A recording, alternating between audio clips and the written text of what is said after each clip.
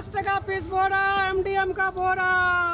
कटिहार में सिर पर बोरियां रखकर बेचने वाले शिक्षक की खबर जब बिहार तक ने दिखाई तो उस शिक्षक को वायरल होने की सजा भी मिल गई। सरकारी शिक्षक तमीजुद्दीन ने मिड डे मील की खाली हुई बोरियों को बाजार में बेचने की कोशिश की थी। सरकारी आदेश का गांधीवादी तरीके से विरोध कर रहे थे कटिहार के कदवा प्रखंड के एक स्कूल के प्रभारी प्रधानाध्यापक तमीजुद्दीन, जिन्हें अब सरकारी आदेश से सस्पेंड कर दिया गया है। इस आदेश की कॉपी को देखें तो विभाग को ये लगता है कि तमीजुद्दीन के इस विरोध की वजह से शिक्षा विभाग की फजीहत हुई है। लेकिन अगर आप दूसरे तरीके से देखें, जिस शिक्षक को बच्चों का भविष्य संवारना था, वो सरकार के मिड डे मील की खाली बोरियों को 10 रुपए के हिसाब से बाजार में बेचने को मजबूर हो गया। तमीजुद्दीन ने सस्पेंड होने के बाद एक और वीडियो जारी किया है, जिसमें वो सरकार से अपनी गलती के बारे में पूछ रहे हैं। नीतीश बाबू, हमसे क्या गलती हो गई जो हमको इस तरह से विभाग के द्वारा सजा देने की पत्र आ गई है? हमने तो जो भी किया है विभाग का आदेश का पालन किया है।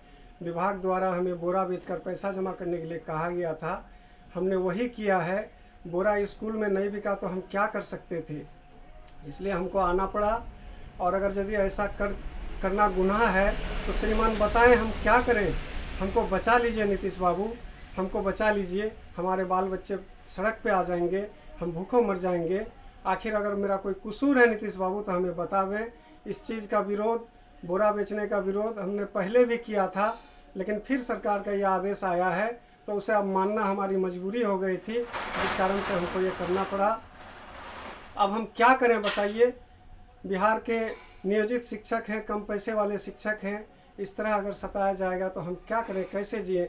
मुख्यमंत्री महोदय, आप पहल कीजिए और आपके पहल से मुझे विश्वास है कि मुझे न्याय मिल जाएगा, मुझ पर कोई सजा मुकर्रर नहीं होगी। तमीजुद्दीन नियोजित शिक्षक हैं और फिलहाल कटिहार के कदवा प्रखंड के स्कूल में प्रधानाध्यापक का प्रभार भी उनके पास है। सरकारी आदेश था कि मिड डे मील की खाली हुई बोरियों को बेचकर सरकारी खजाने में पैसे भरे जाएं। इसी आदेश का पालन करते हुए ये शिक्षक सड़कों पर बोरियां बेचने लगा था।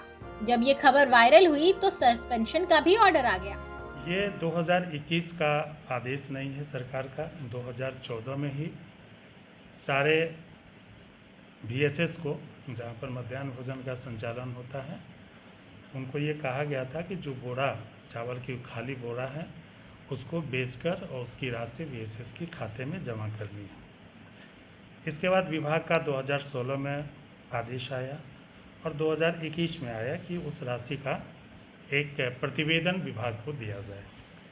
इनके द्वारा जो ये कृत्य है वो शिक्षक पद की गरिमा के विरुद्ध है।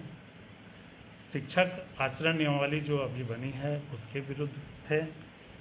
इनके इस कृत्य से जो हमारे बच्चे के बाल भाव या उनके जो मानसिक मनोभाव है उस पर एक कुप्रभाव या विपरीत प्रभाव पड़ा, चूँकि उनके टीचर के द्वारा इस तरह से बोली लगाकर बोरा बेचना एक उचित कदम नहीं है।